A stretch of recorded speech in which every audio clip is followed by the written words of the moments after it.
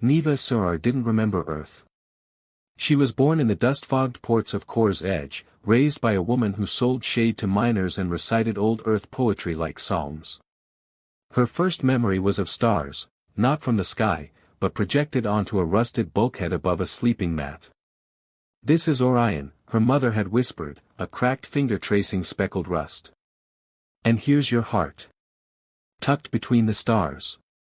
By the time Neva turned 12, Earth had become myth, just another idea people fought over. And now, at 26, she painted forgotten faces on the surfaces of forgotten things. She didn't know why. Only that she had to.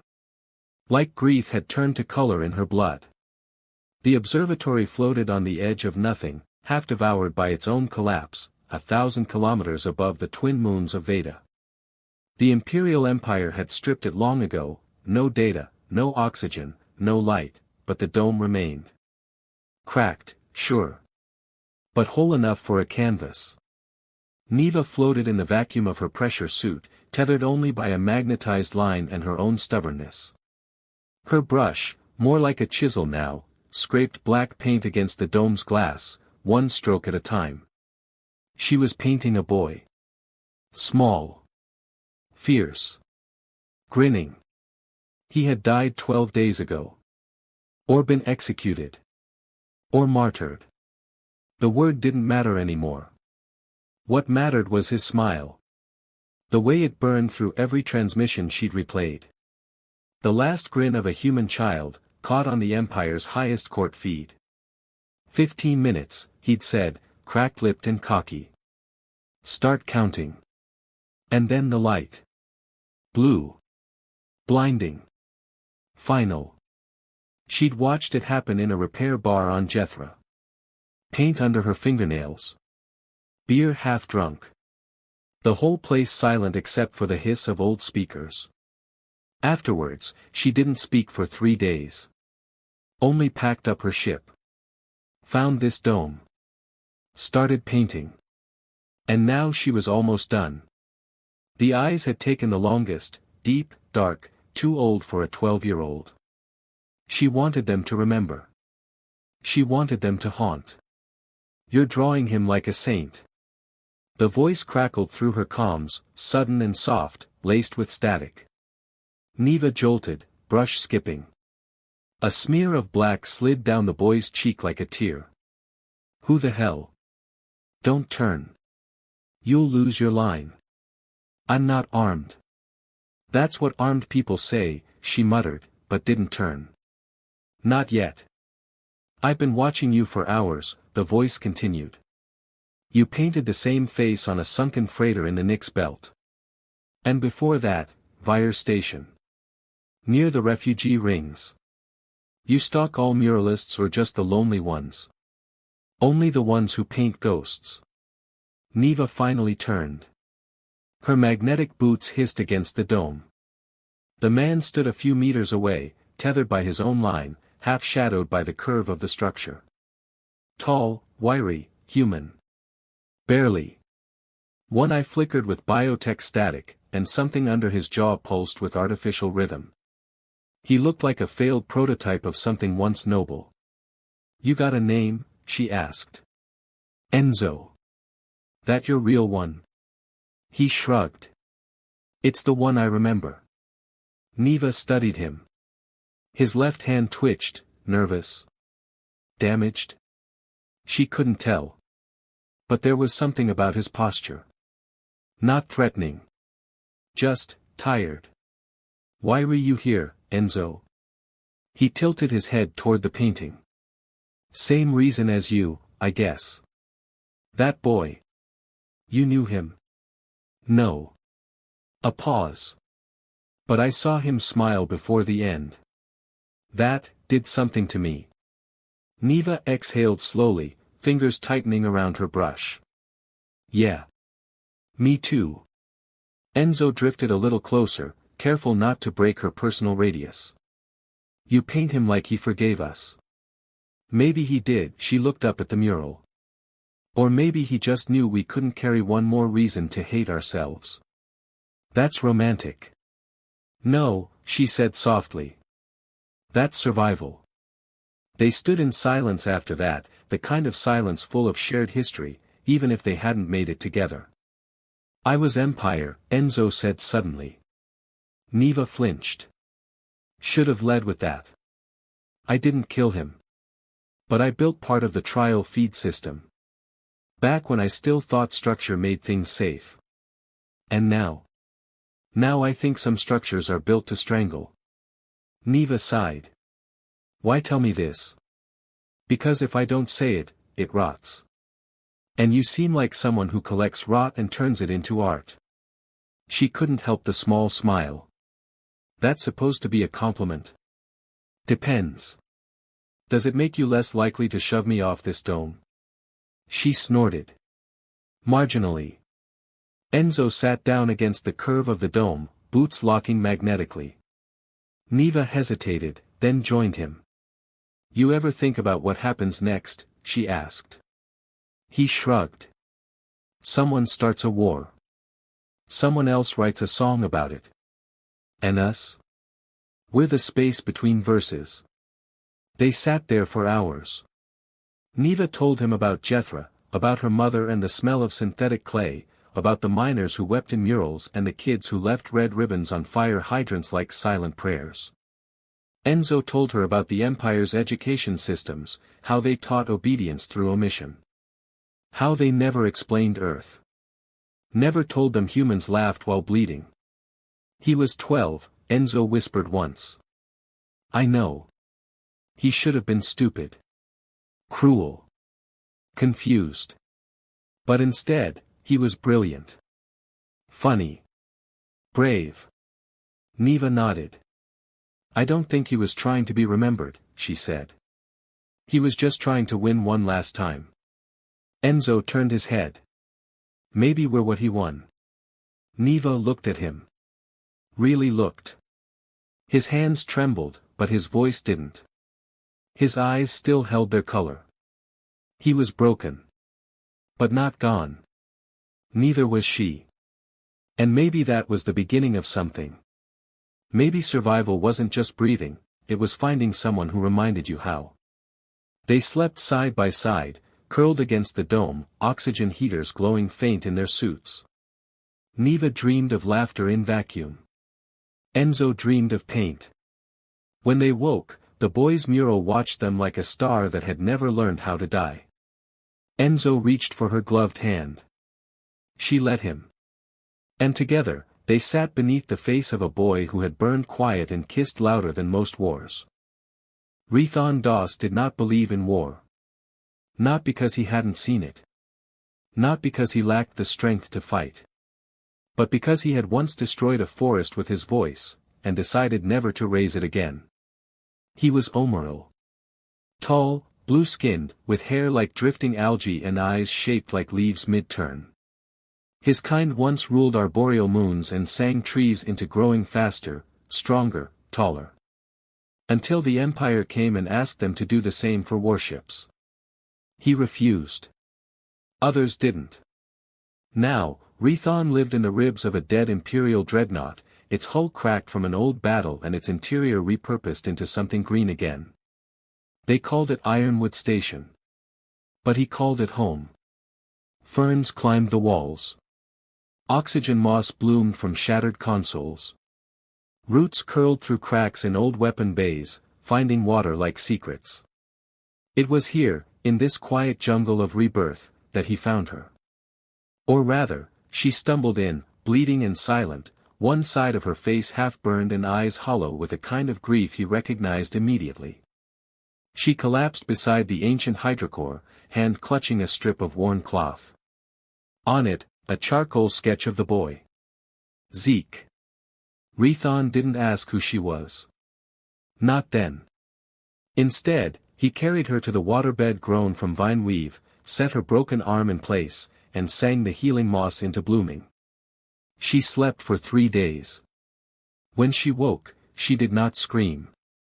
She simply said, "Where am I?" "Somewhere forgotten," Rethon answered. "Good." Then she turned her face toward the domed glass above, where artificial light filtered through layers of woven ivy and mirrored stars. You're Omeril, she said. Yes.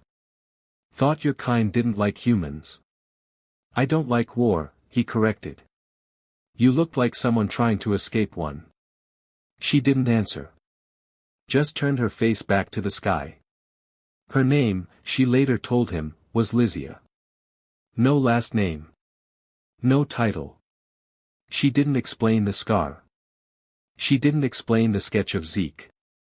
She didn't have to. Rethon understood the silence people used when their hearts were full of ashes. He showed her how to tend to the root beat, how to sing to the seed pods to encourage growth. She never sang back. But she listened.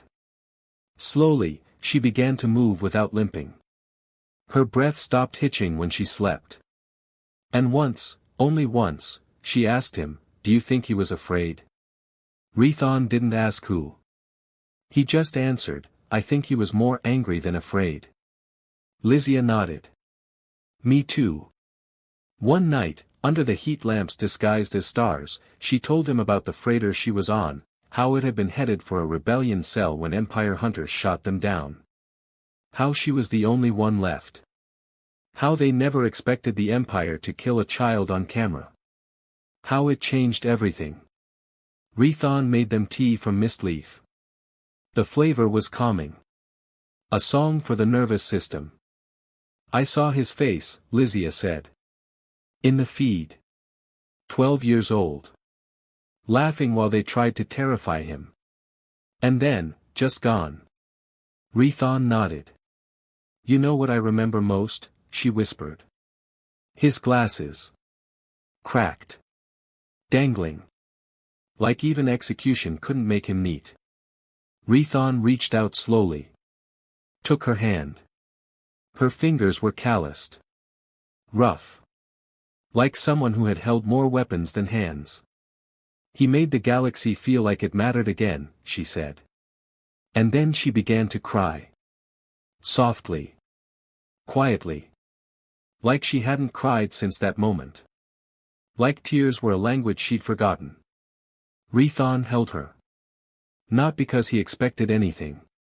But because she needed it. Weeks passed. The garden bloomed wider.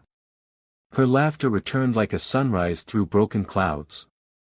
She asked him questions about plants, about music, about the Omeril language of roots. Every plant has a name, he told her one day, showing her a flowering vine. But its true name is how it survives. So this one, she touched the flower. It grows despite low gravity. Drinks radiation. It's called Sci-Fi. Meaning? Hope. She smiled.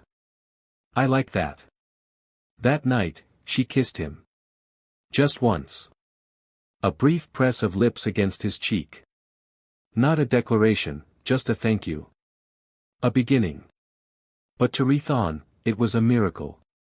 Because the last person who kissed him had been executed for defying Empire orders. And now, here was someone else, bringing life into a place built for death. Their love was quiet. Slow. Built from shared meals and bruised knees and laughter during composting. It wasn't the kind of love you screamed about. It was the kind you chose. Every day. Every scar. Every memory of a boy who died with a grin. One morning, she brought him something. A pod. Not from their garden. Where did you find this? He asked. In the wreckage of my freighter. Hidden in the comms panel. He turned it in his fingers. Inside, a music chip. Ancient. Encoded in old Earthwave format. They played it. A child's voice. Zeke. If you're hearing this, it means I got caught. Which sucks. But also, kinda awesome. 'Cause it means I mattered. Lysia covered her mouth. Rethon paused the recording. Do you want? No, she said quickly. Let it play. Listen. I don't know who you are. But if you're still fighting, that means I didn't die for nothing. And if you're not, then maybe just, plant something. Tell someone you love them. Start over. Doesn't have to be dramatic. Just, be alive. That'll piss them off more than anything. Lysia was shaking. Rethon placed a hand over hers. Anyway, I gotta go. They're yelling. I think I just called the judge a noodle worm. Oops. Tell the stars I said hi. Static. Silence. And then the soft click of a recording ending. Neither of them spoke for a long time. When Lysia finally moved, it was to kneel beside the Sathil vine and bury the chip in its roots. Let him grow, she whispered. Rethon kissed her then. Not just on the cheek. Not in passing. But deeply. Fully. With everything he had not said for years. She kissed him back. And in that moment, love felt like rebellion. They stayed together for 4 more months. Turned the dreadnought into a sanctuary. Welcomed drifters, fugitives, broken poets. Painted Zeke's face on the hull with mistleaf dye. The garden grew. The grief softened. And somewhere deep in the metal ribs of a warship built to erase planets. 2 people loved each other back into something like wholeness. Kenzo Dao remembered his wings. Not because he had them, he was born without feathers, the only Avari child with bare shoulders and silent bones, but because he remembered the sound they should have made. Remembered the rhythm of air through air, the lift of flight his people called prayer. They cut him from the sky the moment he opened his mouth and sang instead of soared.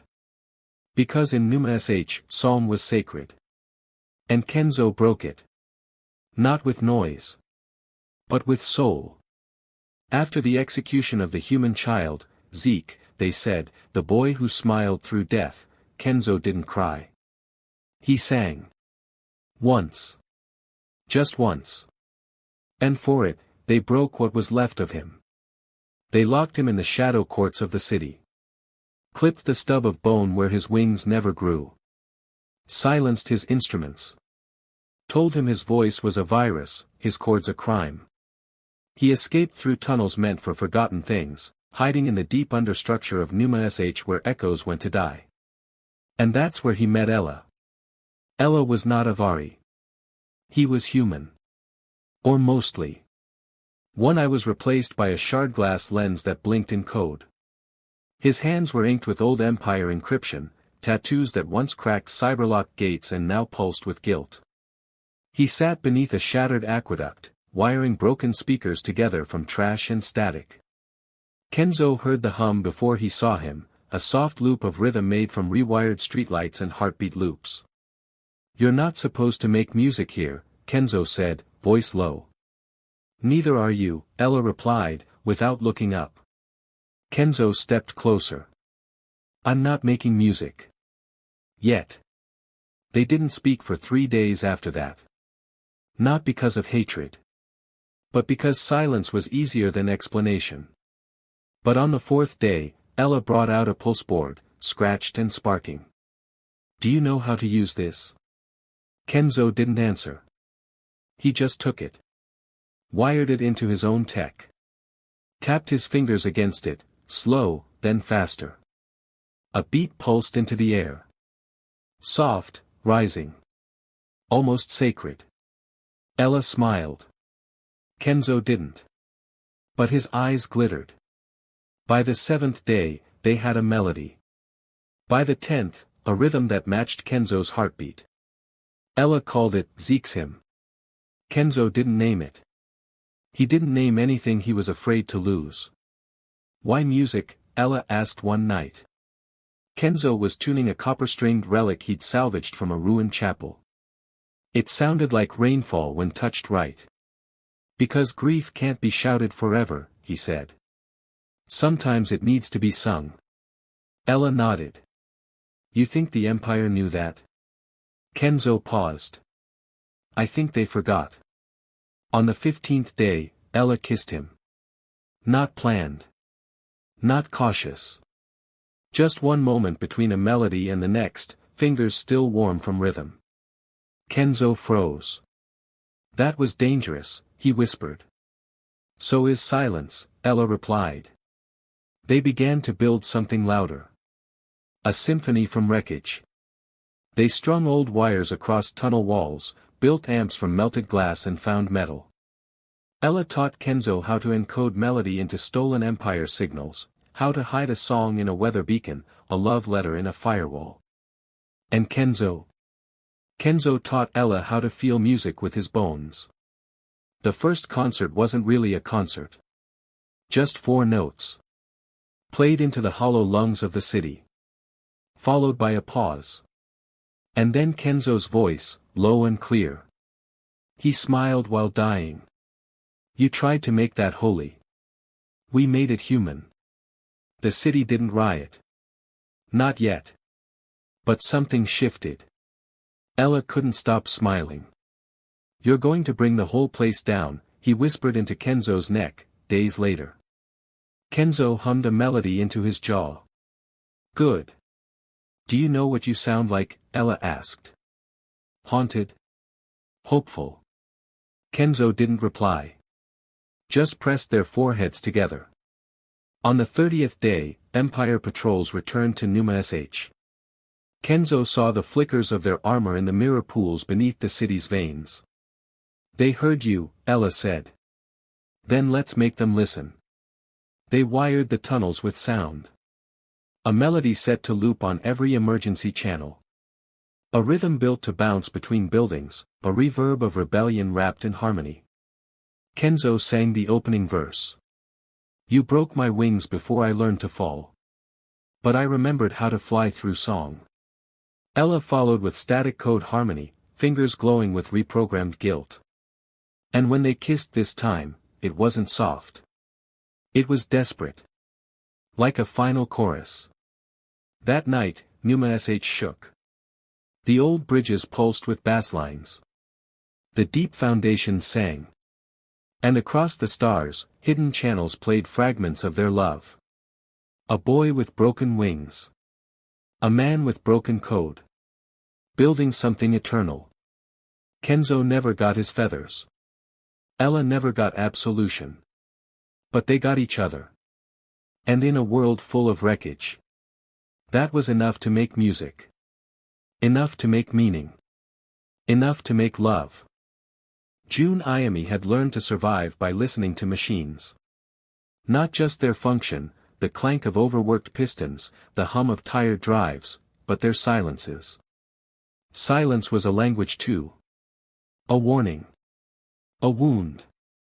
And when her ship, a patchwork freighter called Glasswing, tore open its left engine against the debris ring of an uncharted black zone, it wasn't the screeching metal that scared her. It was the silence that followed. No comms. No NAV. Just the cold void and the blinking red letters.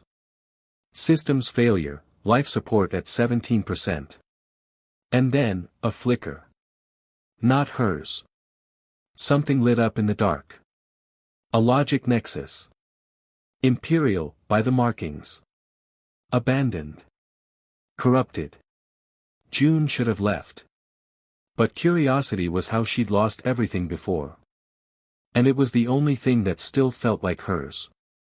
She suited up, patched the freighter's pressure bleed with duct seal and wire mesh, and launched toward the floating ruin. Inside, the Nexus was silent. Not dead. Just waiting. Glass corridors spiraled in broken fractals. Cables like veins stretched overhead. Every screen dark, except one. At the center of the control chamber, a hollow projector, dim but pulsing. A question hovered above it in static blue. Are you still listening? June blinked. The air tasted like rust and old algorithms. She approached slowly. Depends who's asking. The screen glitched. Then resolved into a face, unreal, fractured. A boy's mouth. An old man's eyes. 1,000 voices behind a single word. Ionis. Great, she muttered. A rogue Imperial AI. Not rogue, Ionis corrected. Lost. His voice was soft. Quiet. Like a song slowed down and filtered through memory. You the one that lit up my radar, she asked. You called first. She frowned. Did not. Your ship broadcast grief. June went still. What? Echo frequency. Human. Buried deep in a mechanical heartbeat. The kind that follows loss. She didn't respond. Just exhaled. You know what happened, don't you? She asked. Zeke O'Connell.